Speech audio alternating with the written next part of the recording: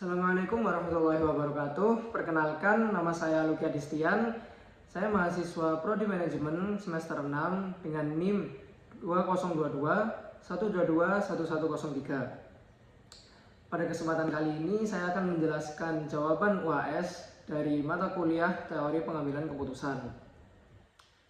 Sebelumnya, pada UTS, Pak Poni telah meminta mahasiswa untuk membuat suatu proyek, yang mana proyek ini dinamai sebagai proyek Big Life Choice atau keputusan besar dalam kehidupan.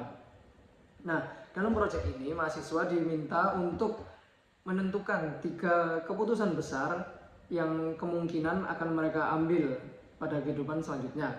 Nah, setelah membuat 3 kemungkinan keputusan besar yang akan diambil, mahasiswa juga disuruh untuk memilih satu opsi yang memiliki kemungkinan terbesar yang akan diambil oleh mahasiswa tersebut.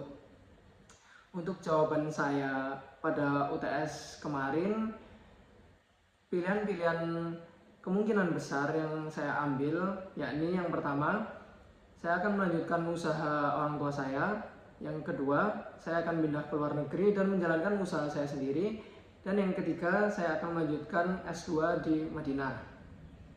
Untuk satu keputusan dengan kemungkinan terbesar yang akan saya ambil adalah keputusan besar yang pertama, yakni melanjutkan usaha kedua orang tua saya. Lalu pada UAS kali ini Pak Wani menambahkan 2 pertanyaan untuk menindaklanjuti jawaban yang telah saya berikan pada UTS sebelumnya. Pertanyaan-pertanyaan tersebut yakni yang pertama, bagaimana cara saudara meminimalisir bias dalam proses pengambilan keputusan tersebut? Baik, ada 3 cara yang saya gunakan untuk meminimalisir bias dalam proses pengambilan keputusan yang telah saya buat. Yang pertama, saya akan menyusun alternatif keputusan secara eksplisit atau terpisah. Karena dengan menyusun opsi-opsi keputusan besar yang akan saya pilih secara terpisah, saya dapat membandingkan opsi-opsi tersebut dari sisi probabilitas keberhasilan, risiko, manfaat, dan juga dampak jangka pendek dan dampak jangka panjang dari keputusan-keputusan tersebut. Lalu yang kedua, menilai probabilitas dan risiko secara kuantitatif, yakni dengan menyebutkan probabilitas keberhasilan dan potensi risiko dari setiap keputusan besar yang akan saya ambil.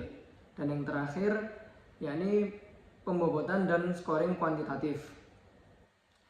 Saya akan mengubah tiap kriteria dalam checklist menjadi skor, yakni skor 1 hingga 5 dan bobotnya antara 0% hingga 100%. Nah, manfaat dari scoring ini yakni untuk mengurangi efek heuristik dari keputusan-keputusan yang telah saya ambil, sehingga keputusan yang saya ambil itu akan bersifat data driven dan bukan hanya sekedar feeling saya sendiri. Baik, untuk pertanyaan yang kedua, jelaskan situasi di mana Anda akan membutuhkan negosiasi dalam keputusan yang akan saudara ambil dan bagaimana cara saudara melakukan negosiasi tersebut.